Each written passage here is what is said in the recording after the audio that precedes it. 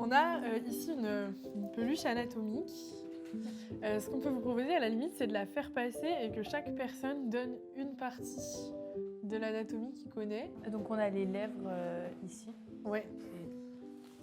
On a l'urètre qui est genre là. Ah non, c'est un organe interne dans l'urètre. Bah, il sort donc. Ouais. Il y a forcément une partie externe. Dites ce que vous pensez et on fera les. En fait, la vulve ici, je suis pas sûre.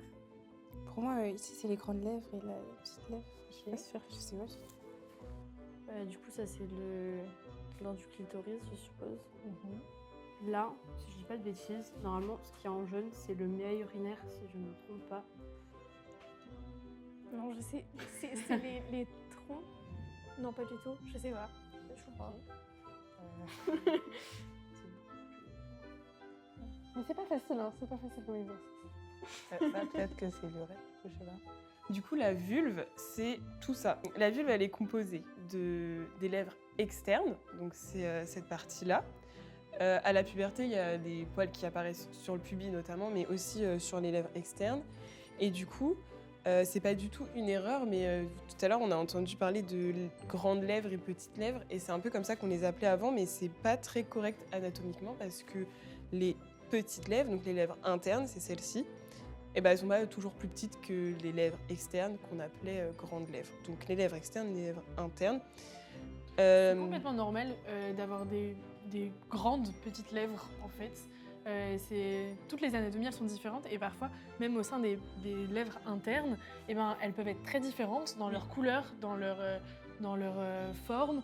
Elles peuvent être asymétriques, elles ont leur forme un peu unique. C'est normal que votre vulve, elle ressemble pas à ça. Les différents orifices, du coup, celui-là, c'est le vagin. Il sert pour les rapports sexuels et pour l'évacuation du sang des règles et pour l'accouchement. Là, entre les lèvres internes, il y a un petit orifice qui est en jaune sur celle-ci, mais sinon il n'est pas jaune. C'est le méa urinaire. Et en dessous, vous voyez deux petites croix bleues pour lubrifier aussi pendant les rapports sexuels. Et tout en dessous, en fait, vous retrouvez deux orifices aussi, là, pareil, qui sont reliés à des glandes qu'on verra à l'intérieur, les glandes de Skene. Et pareil, ça sécrète, ça permet la lubrification pendant les rapports sexuels. Et le dernier, mais pas des moindres, là, c'est le gland du clitoris. Alors là, il ressort bien, des fois, il est un peu caché par ça, qui est le capuchon. On appelle ça le capuchon, donc il peut un peu le cacher. Il y a aussi un autre orifice qui n'est pas visible ici, mais du coup, c'est l'orifice de l'anus, forcément. Et donc, en fait, il y a une chose qui est bien faite chez les femmes. Chaque fonction a son orifice. Et donc, du coup, c'est assez pratique. On mélange rien. Et au moins, chaque chose a sa place. C'est pour ça que c'est important quand on va aux toilettes de s'essuyer toujours dans le sens inverse et de, par exemple, les selles d'aller toujours vers l'extérieur parce qu'en fait, on ramène pas du coup les bactéries qui peuvent parfois provoquer des infections urinaires. Qu'est-ce qui se passe à l'intérieur? Donc ça, c'est ce que vous voyez pas. Ça, du coup, c'est le vagin, c'est le méa urinaire. Et du coup, le gland du clitoris qu'on a situé là aussi. Et du coup, la vulve, elle se situe par-dessus, en fait. On a du coup le vagin qui était là et qui, du coup, se continue là et qui est relié à l'utérus, au-dessus. Donc, quand on a entendu parler de trompe tout à l'heure, en gros, c'est l'utérus est raccroché au vagin, comme si le vagin était un tunnel vers l'utérus. Et l'utérus, ensuite, il a ses trompes avec ses ovaires au bout. Là, vous voyez, vous avez le vagin. Si je mets mes doigts à l'intérieur, là, mon doigt, il touche le col de l'utérus à l'intérieur. Je sais pas si vous voyez. C'est relié, le vagin et le tunnel vers l'utérus. Donc le vagin est relié à l'utérus et l'urètre est relié à la vessie au-dessus. Mais selon vous, ça remonte jusque où, tous ces organes? Vous les imaginez jusqu'où? Au niveau du nombril? En dessous. En dessous. Ouais. Et bien en fait, même encore plus bas que ça. En fait, à peu près au niveau de... Là, vous pouvez sentir, vous avez un os qui est là. On peut considérer qu'à peu près tout ce dont on a parlé est en dessous de cet os. Le périnée, c'est tout ce qui fait que notre abdomen y tient. En fait, on a plein de muscles là, en bas, qui tiennent nos organes. Et c'est ça qui fait que c'est solide. Et donc, dans ce petit hamac du périnée sont posés en gros nos organes. Est-ce que le point G existe ou est-ce que c'est un mythe? Parce que pour moi, de ce que je sais, le clitoris il est assez grand, il a une partie externe et une partie interne. Et le point G, selon ce que j'ai compris, se situerait sur la partie interne du clitoris. Ouais. Le clitoris chevauche le vagin, en gros, avec ses deux petites jambes comme ça. Donc il est assis par-dessus et à l'intérieur il y a beaucoup de terminaisons nerveuses à l'intérieur qui permettent d'avoir du plaisir justement. Comme le clitoris est par là, c'est sur la face avant qu'on va avoir tendance à parler de point G puisque c'est le point où il y aura le plus de contact avec le clitoris.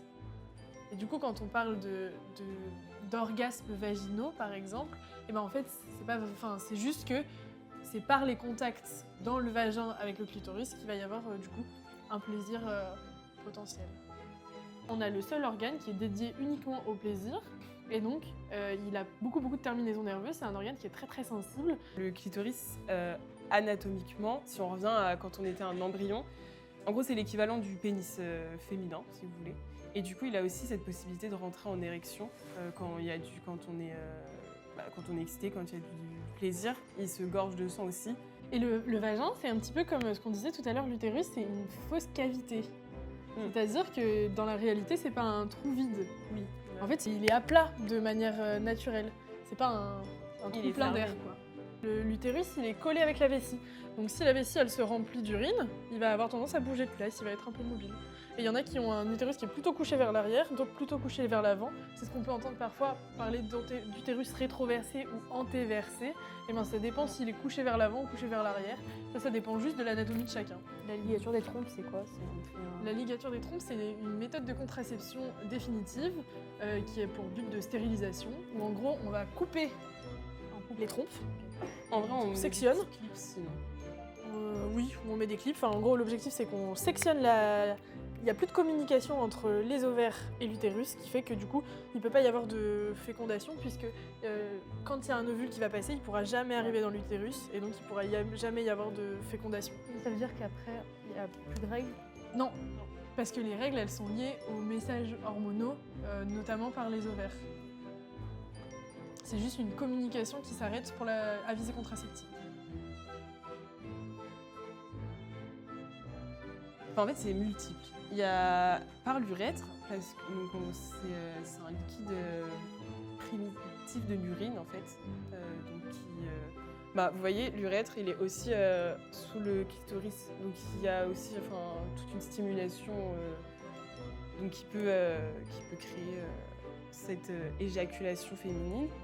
En gros, il y a une stimulation au niveau aussi de l'urètre qui va faire qu'il y a une partie de la vessie qui va relarguer des liquides, mais qui ne sont pas des liquides d'urine. Mais c'est quand même des liquides qui passent par la vessie.